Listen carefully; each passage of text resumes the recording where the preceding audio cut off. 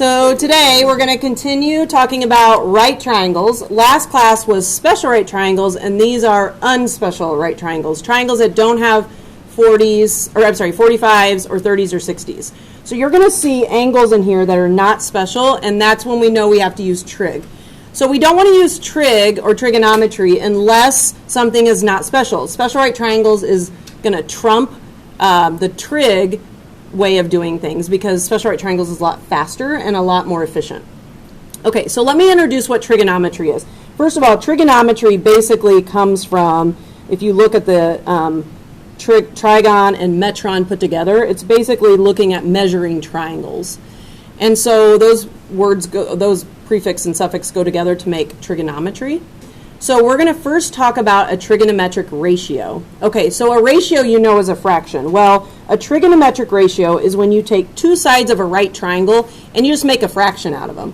So notice I have a right triangle over here, and if I just take two sides and make a fraction out of them, then I have a trigonometric ratio, which you might be hearing called a trig ratio, because sometimes we just take trigonometry and we just call it trig because it's faster. So that would be a trig ratio. All right, today, to kind of set up what we're doing, and this is going to be weird because you'll lose sight of what you're doing, but I kind of want to mention why this is going to work. This is going to go back to triangles being similar, which we're going to go back and talk about. But when triangles are similar to each other, then all of their sides are proportional, kind of like when we talked about that big mama bear and her babies. The mom was similar to the babies. Well, when you have triangles that are similar to each other, then all of their sides are proportional, which means no matter what, if I have a 90 and a 35 and a different triangle with a 90 and 35, then those two triangles have the same ratio of the sides. Because they have the same two angles, it's going to make the triangles similar. So we'll kind of come back to this after we talk about similarity, but just know that all of this has to do with the fact that any triangle that's similar to another triangle has sides that all reduce to the same, what would be called scale factor, or they're in the same ratio to each other. Okay, so let's go down here and talk about common trigonometric ratios. So when we take sides of a right triangle and we make ratios out of them, we could do a bunch of different ratios, but they pick three that are important for us because these are the three most common that we're going to use. So this is basic trigonometry. So the three ratios are going to be called sine, cosine, and tangent. It looks like sin because they just take the E off, but it's really sine. So if you say sin, fine, but it's really sine. And then cosine is just COS, looks like cos, but it's cos. It's cosine. And then tangent is the beginning of, tan is the beginning of the word tangent. So they abbreviate these terms as sin, cos, tan, which is sine, cosine, tangent. You're going to see these buttons on your calculator. You will definitely need a scientific calculator to do this, these activities on trig. I want you to make sure, and we here in class have already tried this, but make sure that your calculator is in degrees, and if you want to pause the video and make sure you're in degrees, then type in sine of 25 and make sure that you get this decimal. If your calculator is not in degrees, then it will be in radians or gradians, which will give you the wrong answers. Okay, so by default, your calculator should be in degrees. And on my calculator, it just shows the little DEG button, or the little DEG notation down there. All right, so let's talk about the three trigonometric ratios. So sine is defined as the ratio of the leg, the length of the leg opposite angle A to the length of the hypotenuse. Okay, so what does that mean? Well, let's go down to this picture, and I'm going to grab a pencil so that I can kind of erase and show you this. So let's say we pick, no lead, let's say we pick A as our reference angle. Go ahead and put a little arc on A. If I'm looking for the side opposite of A, I'm going to go all the way across from A, and I'm going to see little a. And if I'm looking for the hypotenuse, that's across from the 90, which is C. So if I take that ratio and make a fraction of that, then that is the trigonometric ratio for the sine of A. So A is opposite over hypotenuse, which is opposite of A is little a over hypotenuse is little c. Okay, now what happens if I change my reference angle to angle B? So this time I'm going to use B as the reference angle. Do you see how the side opposite changes? It's going to be little b, but it's still going to be over the hypotenuse, which is C. So that's why these two ratios are different, because it depends on which angle you're picking. Notice they did not do a ratio based off of the right angle, because a right angle does not have a trigonometric ratio. You can only use trigonometric ratios for acute angles in your triangle. Okay, so let's look at cosine. Cosine is going to be the ratio of the adjacent leg to the ratio of the hypotenuse, or to the side of the hypotenuse. So the ratio of adjacent over hypotenuse. Okay, so let's go to A again. So adjacent means the side next to angle A, which is little b, and hypotenuse is the little c. So look at the ratio that they set up here. Little b over little c. That is adjacent over hypotenuse. Now, how does it switch when you pick a different reference angle? Well, when you choose B as your reference angle instead of A, it changes to adjacent, which is A, over hypotenuse, which is C. So notice that the numerator is changing based on who the reference angle is. And again, you're not using the 90 because you can't. You have to just do A or B. All right, the last ratio we're going to use is going to be called tangent. Tangent is the ratio of the opposite over the length of the adjacent. So it's opposite over adjacent. Okay, now let's go back to A. Here's our reference angle. Opposite of A is little a, and adjacent is B. So that turns into the ratio A over B. How does that change when the tangent changes angles? Like when I use angle B as my reference angle. So now my opposite would be B, little b, and my adjacent would be A. So notice that those are reciprocals of each other. All right, that's a lot to remember in a chart. So what we're going to do is we're going to come over here and make a little shortcut to remember this. So the sine ratio is, by definition, the opposite over hypotenuse. So go ahead and write S equals O over H. That's sine equals the opposite over hypotenuse. The cosine ratio is adjacent over hypotenuse. That's the definition of what the cosine is. And the tangent ratio is opposite over adjacent. If you put these words together, then you get the name of, if you're in class, the picture of Chief SOHCAHTOA is in the front of the room. If you're not in class, I'm going to tell you a quick way to remember all of the ratios. It spells out SOHCAHTOA. And so SOHCAHTOA stands for sine is opposite over hypotenuse, cosine is adjacent over hypotenuse, and tangent is opposite over adjacent. So if you can't remember the different ratios, if you remember SOHCAHTOA's name, then you'll have all the ratios right there, okay? And they have to be in this order, like O over H, A over H, O over A. So the first thing we're going to do, and you're going to be confused for a little bit, and then it'll start making sense as we see some examples. We're going to find the ratios of this right triangle. So in order to make the ratios, I need to find this last side. And so to do that, I need to use Pythagorean theorem because this triangle is not special. So I'm going to set up Pythagorean theorem, which you did in the last lesson, and I'm going to solve it. And when I solve this Pythagorean theorem, I'm going to end up getting 18. So again, you're going to square both, subtract, and then square root, okay, which you've already done in a past lesson. So I'm going to put 18 right there in the picture. Now, we're going to go and make the ratios. We're not going to do anything with them. We're just going to make ratios, and then it says we have to reduce the fractions to lowest terms. Okay, so sine. Remember, sine is O over H. Okay, so you have to look at which reference angle you're using. We're using Q, so put a little arc at Q. So look for who's opposite of Q. So opposite of Q would be 18. That's going to go on top. And then the hypotenuse is the one across from the right angle, so that's 30. Now, you need to reduce that. So a quick way to reduce on your calculator is to type in 18 fraction 30 if you don't want to reduce in your head. And if you type that in, it'll reduce it for you, just super fast. So that is 3/5. Okay, now we're going to go back and we're going to find the cosine of angle Q. So cosine is adjacent over hypotenuse.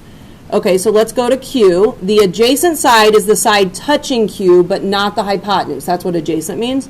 So we're going to use 24 over the hypotenuse again, which is 30.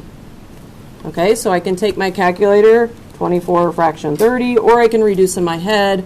That is 4/5. And I'm going to do tangent of Q. So I'm going to be at Q, and I'm going to do tangent, which is defined as the opposite to the angle over the adjacent, the one next to the angle. It's Let's go to Q. Opposite of the angle is 18. And adjacent to the angle, but not the hypotenuse, is 24. So again, 18 over 24 is going to reduce to 3/4. All right, now when I go to do these three, which I'm going to have you do after the video, you're going to do these from P, which means your reference angle is going to be at P instead of Q. So I want you to kind of think of how that's going to work, because if you change P from Q, do you guys see how your O and your A switch? Your O and your A are actually going to switch, but there's one thing that never changes, and that's the hypotenuse. So when you get done, I'm going to show you something. These two will end up matching because the O and the A switch, and these two will match for the same reason, and then these two will end up being reciprocals of each other. So you can kind of relate your table this way, is diagonal matches diagonal, which with the sine and cosine, and then the tangents end up being reciprocals of one another. All right, so the last thing we're going to do on this page is we're going to take the trigonometric ratios and actually apply them. And we're going to use them in a picture to find a missing side. So since this is not special, and 21 is not one of our special angles, then we have to use trig to help us get the hypotenuse. And it's going to be a decimal. There's no way around it. When you use trig, you get decimals. All right, so let's make 21 the reference angle. We could also use this angle there, that acute angle, but I usually just use the one they give me, because why would you want to use the other one? It takes extra time. So you might as well use 21. All right, so what I want you to do is label the O, the A, and the H, just kind of like we were labeling with specials, but we're going to go opposite of angle 21 is the O. The hypotenuse is across from the right angle, and the adjacent is the side touching 21 that is not the hypotenuse. That's what adjacent means. All right, now what you do is you look at the things that have numbers or letters on them. So obviously the A has nothing on it, and the O and the H have something. So now we go ask ourselves, which trigonometric ratio makes sense to use if you have an O and H? So we go up here. O and H is definitely the sine ratio. So what we're going to do is we're going to write it like this. Sin, which looks like, it's supposed to be sine, it looks like sin, but we're going to go sine of 21 degrees equals, and we're going to set up the ratio based on the picture. So we're going to go O, which is 18, over H, which is X. So in your calculator has stored in a right triangle any 21 degree angle. It knows the different ratios, and it's all stored in your calculator because every triangle that has a 21 and a 90 has that same ratio for sides, because it's similar to every other triangle with a 21 and 90. So you're going to take your calculator and you are going to type in sine of 21. You don't even have to close the bar because that's all you're typing in. If you want to close the parenthesis, you can. Now you have to round this to 4 decimal places, and the reason why you're rounding to 4 decimal places is these are all really close together. So like the next one in line might be really close to this one. So we've got to make this 0.3584, 4 decimal places. So we'll write this as 0.3584. That's the ratio that the calculator knows as a decimal. It's already divided it. That's going to equal 18 over X. All right, now this is an ugly way to solve because you have a variable on the bottom. So I'm going to show you how I like to do this. I like to put that decimal over 1, and then I like to cross multiply. In my brain, it makes more sense to make a proportion. So I'm going to cross multiply and get 0.3584x equals 18, and then I'm going to divide by 0.3584. So some of you might know this after you do a bunch of these. You're really taking that top number and you're dividing by that decimal. So you'll be taking 18 divided by that.